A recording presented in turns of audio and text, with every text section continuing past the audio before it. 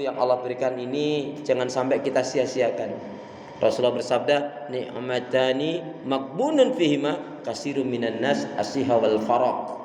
Dua kenikmatan yang banyak manusia lupa lalai darinya, yaitu nikmat sehat dan nikmat sempat. Yang ngeri lagi, kita terkena rogiba anfun. Apa maksudnya? Sungguh celakalah, rugilah seseorang yang dipertemukan oleh Allah dengan Ramadan tapi tidak bisa merubah dirinya menjadi lebih baik. Dia tidak bisa mengambil kebaikan-kebaikan, bahkan naudzubillah min dzalik, malah dia masih banyak melakukan keburukan, maksiat dan dosa. Naudzubillah tsumma naudzubillah min dzalik. Nah, jamaah sekalian, saya ingin mengingatkan kembali dalam Al-Qur'an, yaitu dalam surat yang kaitannya dengan 4 golongan calon penghuni neraka Sakor. Di dalam surat Al-Mudaththir Quran saya surat yang ke-74. Sama ya? Alhamdulillah. Ada 4 golongan manusia yang akan menjadi golongan penghuni neraka. A'udzubillahi minasyaitonirrajim. Ma salakakum fi saqar? Qalu lam nakum minal musallin wa lam nakun nut'imul miskin wa kunna nukadzibu biyaumiddin hatta atanal yaqin. Surat Al-Mudaththir surat yang ke-74 ayat 42 sampai 47. Apa yang menyebabkan kalian masuk ke dalam neraka Sakor? Mereka menjawab, dulu kami enggak sholat. Nah, ini juga dikaitkan dengan inna awwala ma yuhasabu yaumal qiyamah as-shalah. Idza shaluhat wa idza fasadat. Sesungguhnya yang pertama kali akan diperiksa, dinilai oleh Allah dari amalan seorang hamba adalah salatnya. Salatnya baik, yang lainnya juga baik. Salatnya rusak, yang lainnya juga rusak. Kemudian yang kedua yang menyebabkan orang masuk ke dalam neraka Sakor adalah orang yang tidak peduli dengan fakir miskin kaum du'afa. Artinya di sini tidak mau menyantuni fakir miskin, ditambah lagi maksudnya adalah orang ini punya sifat kikir, bahil, pelit, medit, koret, kedengkut, sambilik karyam. Beberapa hari lagi masjid kita Al-Izzah tanggal 16 nanti akan mengadakan amaliyah barokah Ramadan. Jadi sebetulnya saya mengusulkan bahasanya tidak santunan ya, tapi amaliyah barokah Ramadan. Ya, itu lebih bijak, lebih menarik. Amaliyah barokah Ramadan. ABR. Amaliyah barokah Ramadan. Bentuknya ya salah satunya adalah kita menyantuni ini. Bagi jamaah sekalian yang ada rezeki peluang ini ambil. Ya. Kenapa? Karena ini sangat besar sekali pahalanya, dilipat-lipat gandakan oleh Allah Subhanahu wa taala. Semampunya, ya. Kalau nggak bisa 100.000, ambillah yang 200.000 kan begitu misalnya. Baik jamaah sekalian ya. Jadi yang pertama adalah orang yang nggak sholat, yang kedua adalah orang yang kikir, bahil, pelit, medit, koret, kedengkut, sambil karyang. Kaitannya di sini adalah orang yang tidak mau menyantuni fakir miskin kaum duafa. Yang ketiga orang yang suka berkata-kata batil, ya, dusta, menghina, mencela, mengutuk, melaknat, ghibah dan lain sebagainya, ucapan-ucapan yang buruk. Ingat, salah satu ciri khas umatnya Rasulullah, wa dzakarallaha katsira, banyak mengingat Allah Subhanahu wa taala.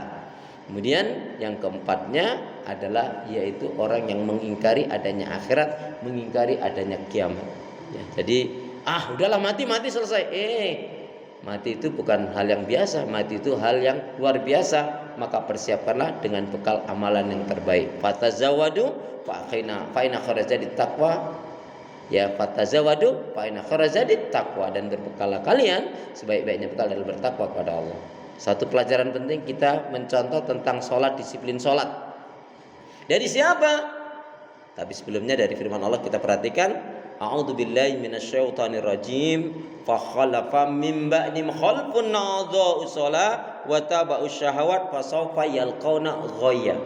Maka akan datang pengganti yang buruk, yang mengabaikan salat, yang memperturutkan hawa nafsu rendah, maka mereka pasti akan menemui kesesatan. Kita belajar salat salah satunya dari sahabat Umar bin Khattab radhiyallahu anhu. Satu hari ketika Umar bin Khattab radhiyallahu anhu yaitu melihat kebun kurmanya lagi masa panen, masya Allah, alhamdulillah panen tahun ini, masya Allah, Allah beri banyak ini.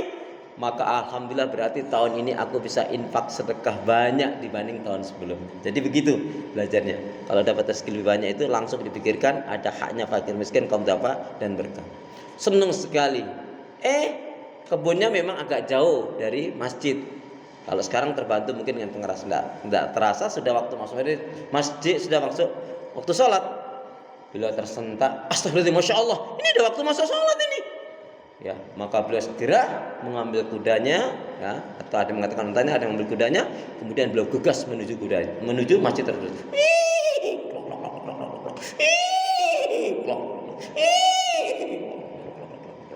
Sampai di masjid ternyata sudah rakaat yang keempat, maknanya terlambat. Astagfirullahaladzim, terlambat aku. Kalau kita mungkin alhamdulillah masih kebagian, mungkin begitu. Sedih, menyesal karena terlambat berjamaahnya. Maka kemudian zikir istighfar sampai malam, enggak hilang-hilang juga tuh rasa sedihnya. Maka keesokan harinya beliau putuskan beliau jual kebun kurmanya itu.